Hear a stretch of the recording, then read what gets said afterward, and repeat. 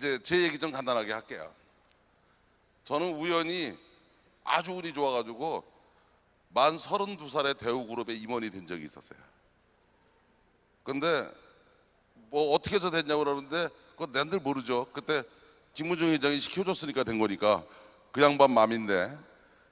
근데 하여튼 그 양반한테 필요했던 사람으로 인정받은 게 32살이었어요. 그래서 난 처음에 농담인 줄 알았는데 어느 날 초인종이 울려서 갔더니 한 60대 양반이 왔더라고요.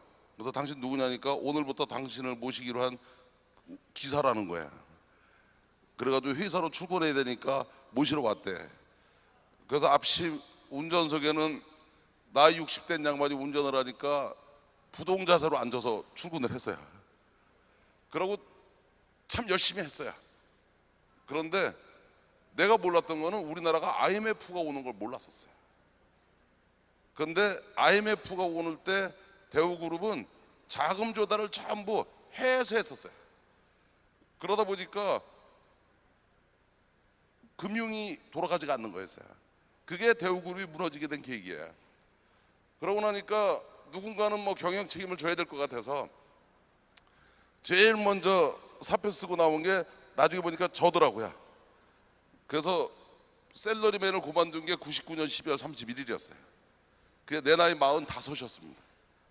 그래서 45에 이제 정년 퇴임을 한 거예요. 그래서 이제 취직을 하려고 했더니 그 당시에 워낙 분위기가 안 좋아서 취직이 안 되더라고요. 그래서 이제 백수가 2000년 1월 1일 날 이제 백수가 됐는데 백수가 됐더니 여러 사람들이 뭐 전화가 오는데 특히 처갓집 식구들이 전화를 많이 해주더라고요. 그래서 그동안 고생했다고도 하고 그러더니 꼭 끝머리 묻는 말이 뭐 할 거냐고 물어보더라고요. 그래서 하여튼 생각이 있다고 그랬더니 그거 한 나흘 당했더니 할 수 없이 나도 사업해야 되겠다고 얘기가 나오더라고요. 그 백수 안 해보셨죠? 네? 해봤어요? 처갓집에서 전화 와요 안 와요? 오죠?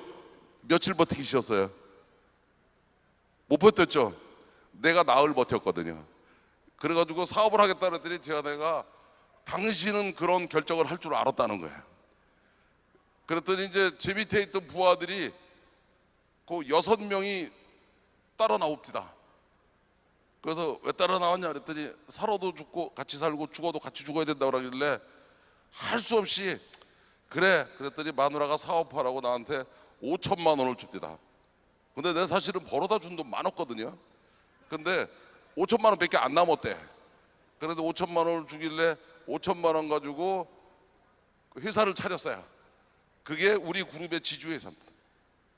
근데 뭐를 하려고 차린 게 아니라 일단 차린 거예요. 그래서 그때 6명 중에 한 명이 우리 셀트리온의 지금 김영기 사장입니다. 일어나 봐. 그 중에 한 명입니다. 그래서 뭘 하려고 회사를 차린 게 아니라 그냥 차린 거예요. 근데 이제 대기업 출신들이 제일 행복해하는 거는 회의를 해야지 행복하게 생각해요. 그래서 출근을 딱 하면 오전 회의를 시작하는데 회의 주제가 오늘 점심 메뉴예요. 그거 가지고 3시간 진지하게 토의해가지고 짜장면을 시키고 오후가 되면 다시 토의를 해요. 저녁은 집에 가서 먹을 거냐 먹고 갈 거냐 이렇게 하니까 하루가 갑디다. 이거 보름 당하고 났더니 돌겠더라고요. 그래서 다들 뭐 할 거냐고 쳐다보고만 있는데 내가 뭐 할 게 있었으면 진작 했지.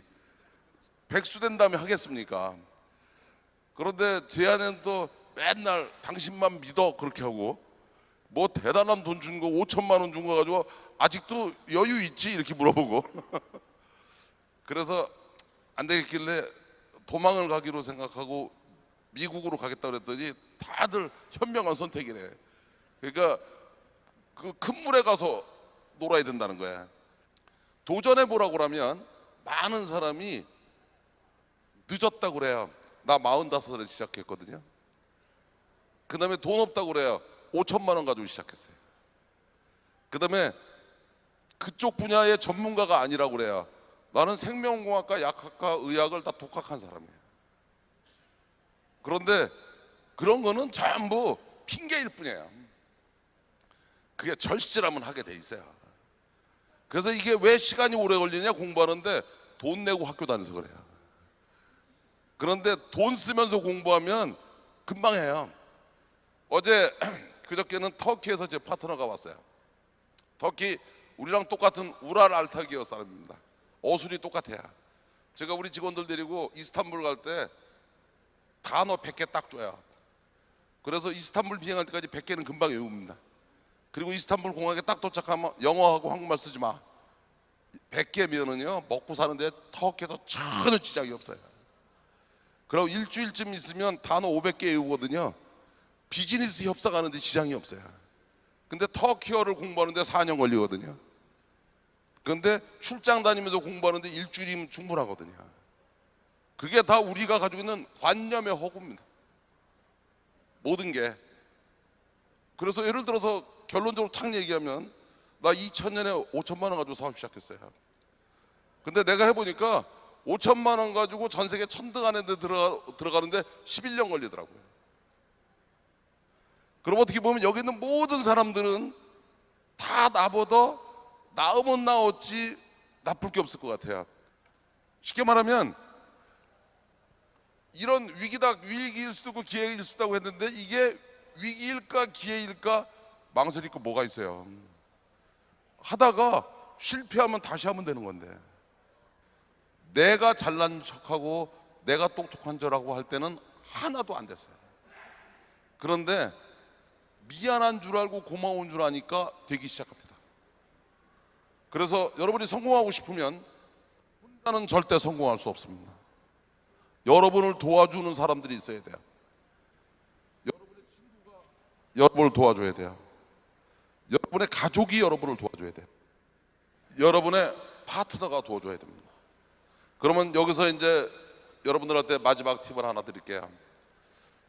제가 그랬죠. 전공이 뭐였느냐에 따라서 공부하는 거, 여러분이 절실해서 공부하면은요 전공이 뭐든 상관없어요. 1, 2년이면 충분히 여러분도 전문가가 될 수 있어요. 여러분이 성공하고 싶은데 돈은 많으면 좀 쉬울 뿐이지 돈이 없어서 못하는 거 아니에요. 나이는 젊었을 때면 좀 더 유리하겠지만 나이도 절대 조건이 아닌 거예요. 제일 중요한 거는 여러분을 도와줄 사람들이 있어야 됩니다. 근데 여러분을 도와줄 수 있는 사람들은 다 누구냐? 여러분들이 도와주고 싶은 마음이 들게 해야 돼요. 그러면 도와주고 싶은 마음을 들게 하는 사람은 뭐냐? 미안하면 미안한 줄 알고 고마우면 고마운 줄 알아야 되는 거예요. 그래서 사실은 이런 새로운 시대가 왔을 때 여러분들도 누가 되든 다 할 수 있어요.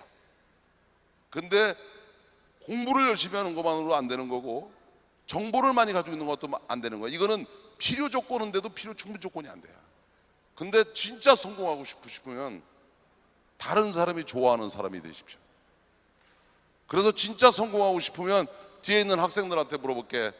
니네가 나중에 성공하고 싶으면 네 친구가 지금 현재 5명밖에 안 되면 고등학교 졸업하기 전에 15명으로 늘려. 대학을 졸업하기 전에 50명으로 늘려.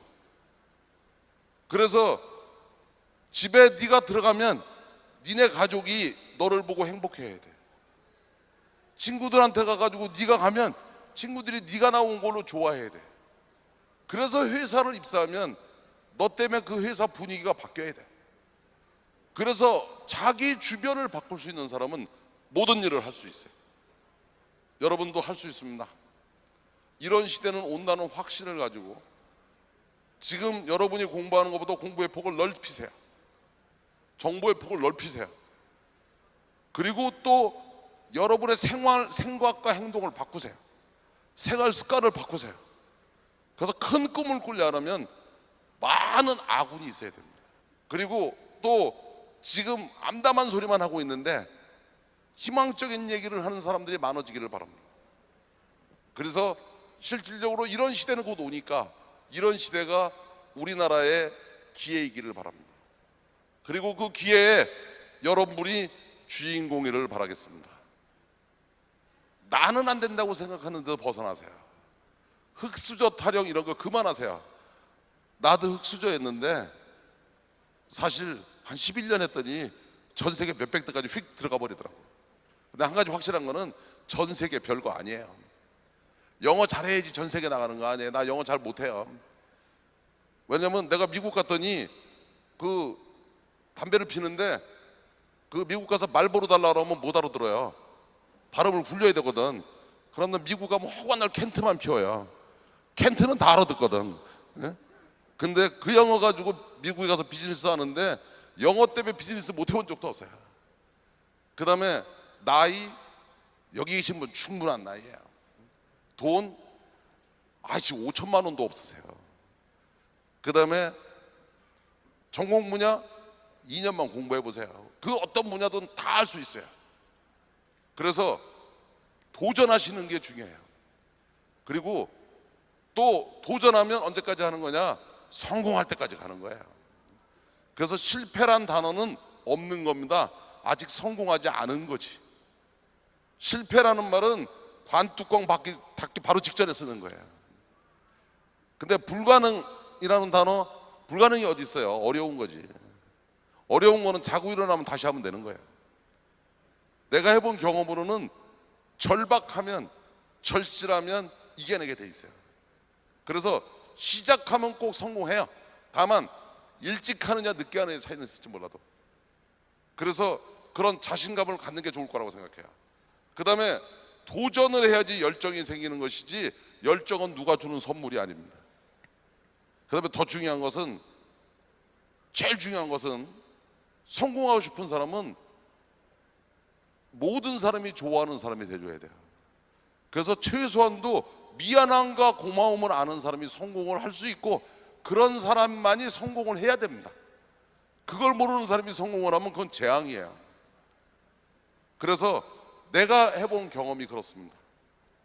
그래서 이런 새로운 시대가 오는 것이 여러분 모두에게 기회이기를 바랍니다.